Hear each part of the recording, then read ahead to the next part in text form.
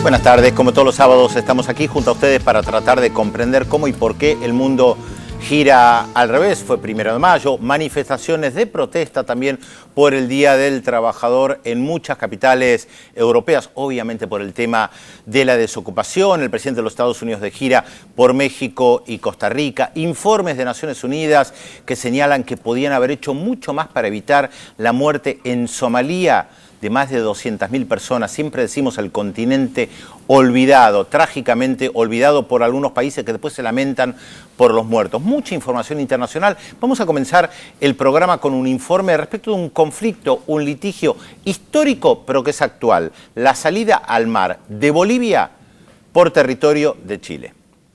Las negociaciones por la paz en Colombia continúan y cada instancia de esta negociación genera enormes expectativas. Un proceso que es lento, es largo, es muy difícil. Y en nuestros estudios va a estar acompañándonos Isabel Rauber. Es una especialista investigadora en movimientos sociales que además estuvo participando en un reciente foro donde se están elaborando propuestas para hacer llegar a los negociadores sobre la salida política que puede tener Colombia con el proceso de paz, con el proceso de integración a la FARC, al sistema político. ¿Y qué es lo que está pasando también en Colombia con el gobierno de Santos, lo que se está jugando en cuanto a su propio prestigio en estas negociaciones, las trabas que está intentando poner a esta negociación la gestión del ex presidente Uribe? Todo esto vamos a estar conversándolo con Isabel Rauber sobre esta realidad actual de Colombia que nos interesa tanto a los latinoamericanos. Y otro tema candente de la política internacional es, por supuesto, Siria. Hace alrededor de 2 años en que ese país se sumió en una dramática guerra civil, pero recordemos que empezó como una protesta de la oposición, fue creciendo, luego hubo bloqueos, hubo unos intentos de intervención internacional, hoy día se acusa de que hay armas de destrucción masiva. Vamos a ver un muy buen informe donde se muestra cómo Estados Unidos y los aliados fueron gradualmente llevando este escenario hasta el borde de la intervención. Desde hace más de un siglo, Chile y Bolivia mantienen un conflicto fronterizo. Hoy, finalmente, el reclamo boliviano de una salida al mar llegó a la Corte Internacional de La Haya. Son más de 130 años de historia, en un conflicto que arrastra a 2 países de América Latina a confrontaciones que no pudieron ser evitadas pese a toda clase de negociaciones. El reclamo por una salida al mar de Bolivia llegó ahora a la Corte Internacional de Justicia de La Haya, que ya aceptó la demanda. Durante más de un siglo, sucesivos gobiernos bolivianos han reclamado a Chile que restituya al país su salida soberana al Océano Pacífico, pero Santiago siempre se ha negado, afirmando que Bolivia aceptó la pérdida de esas tierras en el Tratado de Paz que ambos países firmaron en 1904. Se trata de un acuerdo que define las fronteras bilaterales por el que Bolivia acepta en él ceder 400 kilómetros de costa a Chile. Ese convenio fue posteriormente cuestionado por Bolivia, aduciendo que se firmó bajo presión de las Fuerzas Armadas chilenas. Para el gobierno chileno, en cambio, el Tratado de 1904 es lo fundamental de la relación con Bolivia, tal como lo ratificó el canciller Alfredo Moreno. Las actuales fronteras en disputa son el resultado de la Guerra del Pacífico librada por Chile contra Bolivia y Perú entre 1879 y 1883 a causa de cuestiones territoriales y comerciales. Como consecuencia del conflicto, Perú perdió las provincias de Arica y Tarapacá, mientras que Bolivia debió ceder Antofagasta, es decir, más de 1000 kilómetros de costas, motivo por el que se quedó sin salida al Océano Pacífico. Las diferencias por este tema llevaron a la interrupción de las relaciones diplomáticas entre ambos países en forma intermitente, hasta que en 1978 los vecinos rompieron los contactos diplomáticos. Para el presidente boliviano Evo Morales, el Tratado de Paz no tiene legitimidad, aunque no descarte el diálogo para arreglar el diferendo. Pero sostiene también que los intentos de resolverlo con el mandatario chileno Sebastián Piñera han sido infructuosos, pese a las reuniones que ambos mantuvieron. ¿Y ahora qué? En el cruce de acusaciones, Morales recordó que Pinochet ordenó colocar minas antipersonales en la frontera entre ambos países en la década del 70 y que por la Convención de Ottawa de 1997, Chile debía removerlas y desactivarlas en un plazo de 10 años, lo que no sucedió nunca. Según el mandatario boliviano, algunos presidentes de Chile como Ricardo Lagos o Michelle Bachelet avanzaron en el retiro de las minas, pero que Piñera paralizó el desminado.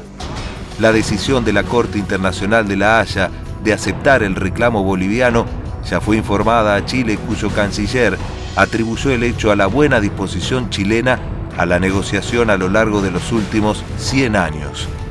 Moreno también recordó el acuerdo de Charaña, firmado en 1975 por los dictadores Augusto Pinochet y Hugo Banzer, por el cual Chile ofreció un corredor soberano a lo largo de la frontera entre Chile y Perú, a cambio de un territorio de similar extensión, pero Perú rechazó esa propuesta y sugirió otra no viable para Chile. La posición chilena no fue siempre intransigente. En enero de 2006, inaugurando un ciclo de entendimiento, el presidente Ricardo Lagos visitó al futuro mandatario Evo Morales en La Paz. Es el momento en que se fija una agenda para restablecer relaciones diplomáticas. Poco después, la presidenta Michelle Bachelet y Morales fijaron una agenda de conversaciones de 13 puntos que incluía la aspiración marítima. Un antecedente importante para Bolivia es el próximo fallo de la Corte Internacional sobre la demanda limítrofe que Perú entabló contra Chile en 2008, que probablemente se conozca a fines de junio o principios de julio. De todos modos, la naturaleza del reclamo peruano es diferente, ya que Lima no demanda una devolución de territorios perdidos en la guerra, sino una cuestión de límites marítimos.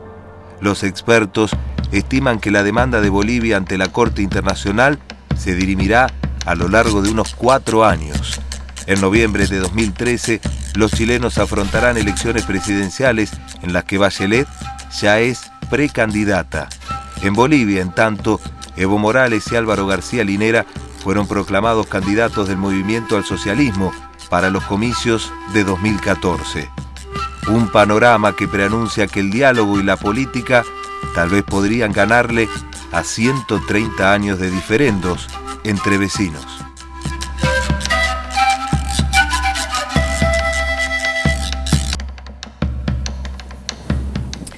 Y en efecto, el 12 de junio es el día en que va a comenzar en la Corte Internacional de La Haya este primer encuentro entre las delegaciones de Chile y de Bolivia por este importantísimo tema que ha perjudicado tanto a ese país, ¿no? A Bolivia. Y ayer hubo una reunión de cancilleres justamente en Chile, se reunieron todos los cancilleres desde la dictadura de Pinochet en adelante, estuvo Miguel Alex Pfizer y Hernán Felipe Errázuriz de la época de Pinochet, Ignacio Walker y Soledad Alvear del gobierno de Ricardo Lagos y Mariano Fernández del gobierno de Bachelet. Y efectivamente la preocupación de Chile es cómo resolver esto y convocaron a estos ex cancilleres para pensando en que bueno, que la experiencia de ellos más lo que se puede aportar ahora podría llegar a encarar este tema que ya se produce en La Haya, ¿no? Evo Morales hace lo mismo con expresidentes, sumó el apoyo de expresidentes, por un lado ex cancilleres, por el otro lado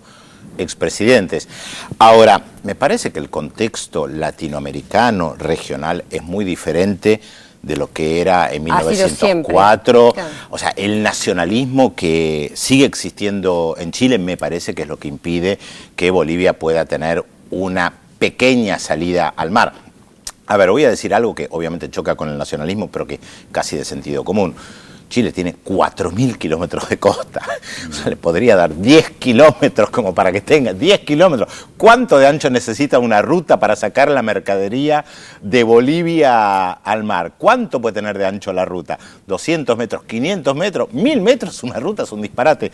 Lo que estoy diciendo, como para que tengan una franja que puedan salir. Pero me parece que es muy difícil con el nacionalismo chileno, diría prácticamente imposible. Sí, hay dos aspectos que acá me parece que son los que se contrapesan, ¿no? Una es, como vos decís, Pedro, el nacionalismo, que obviamente juega en contra de cualquier acuerdo que signifique cesión de territorio, pero por el otro lado también lo que cambia fundamentalmente con respecto a décadas anteriores, con respecto a un siglo anterior, es que ya no existe esa confrontación Chile-Bolivia que existía. Claro. Claro. Ese odio, esa confrontación con el vecino, en eso hemos avanzado y mucho, y yo creo que acá es donde alumbra el aspecto de encontrarle algún tipo de solución que tendrá que tener una funcionalidad judicial como para calmar ciertos nacionalismos exacerbados, pero de alguna forma lo que están indicando en la noticia, lo que recién comentaba Telma, la reunión por un lado y por otro que están haciendo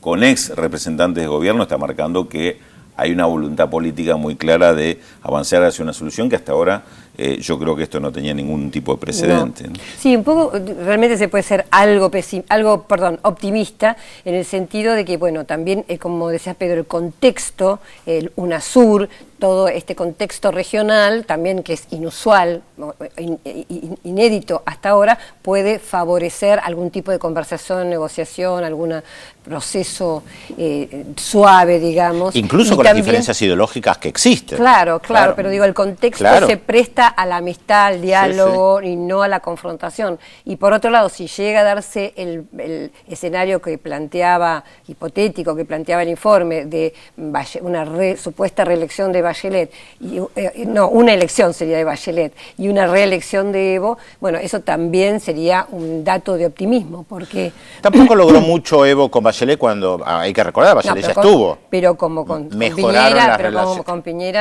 me parece él dijo estar bastante decepcionado de todos los gobiernos chilenos que hubo este último tiempo, incluyendo Bachelet, con la cual sí había mejor relación. Sí, se firmaron, es cierto, uno puede decir que quedó solo en las papeles, pero la firma de un acuerdo marco de 13 puntos con Sebastián Piñera me parece que fue mucho más duro.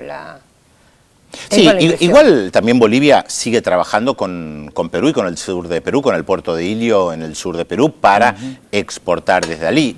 Lo que pasa es que lo que ellos plantean como la solución tiene que ver con la historia, recuperar territorio perdido. Ahí es donde no me queda claro hasta dónde la historia tiene mayor peso en esta cuestión nacionalista de lo técnico utilitario.